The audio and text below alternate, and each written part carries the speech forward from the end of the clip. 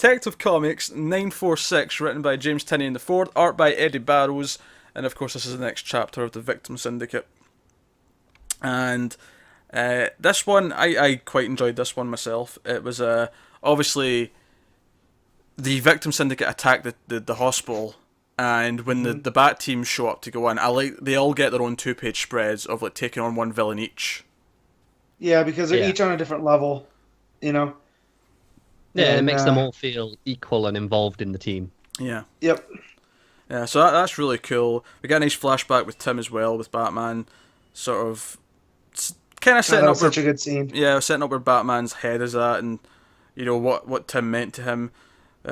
More creepy first victim stuff, and of course, obviously the main part of the issue though that we're really going to talk about, I guess, is Steph, and her questioning everything, talking to this weird mud room rendition of Tim. We were kind of right. It's kind of like the whole like Krypton hologram thing. It just happens to be that he's made out of the mud from the Clayface room. It's the same idea though. Yeah, and he's pre-programmed. It's kind of like Siri, but with. But he learns as well. Yeah, well, yeah, Siri learns too, doesn't it? Like, based off of what you ask and stuff. I mean, not learn like this. Like, this is a comic book AI type deal. You know what I mean? But yeah, and only Stephanie can access this. You know, and it kind of makes you wonder why Tim would do something like that. You know, if he didn't feel something, like if this was him leaving out for college. You know, and not being part of the team, so he did this or what. But it was definitely interesting. Yeah, there was a lot of great double page spreads in this. All looked really good.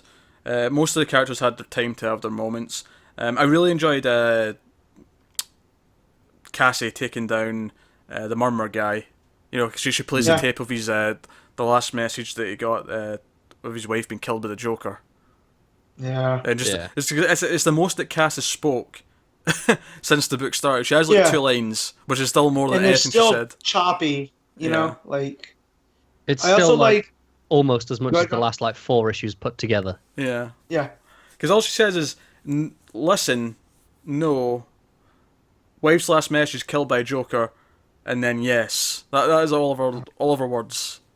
Yeah, but it's more than she said in a long time. Batwoman taking out what's her name, Madam Crow. Yeah.